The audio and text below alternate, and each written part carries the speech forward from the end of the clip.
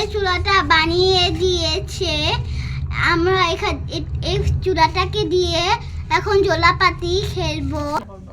আমার পছন্দের খাবার, আমি ফ্রেঞ্চ ফ্রাই রান্না করব। 1 চামচ লবণ দিলাম, 1 চামচ লবণ দিলাম, মরিচের গুঁড়া দিলাম। ভালো লাগে না কিন্তু এটা কর্ন ফ্লাওয়ার স্বাদ মতো দিয়ে দিব। দিয়ে দিব মশলা দিলাম। এখন আমার কড়াই গরম হয়েছে, তেল ঢেলে দিব। এখন আমি ম্যাগি মশলা ঢেলে দিলাম।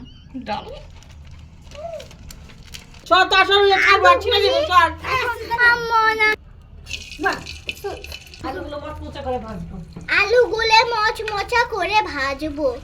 দেখে কিশোর ভাজা হইতেছে।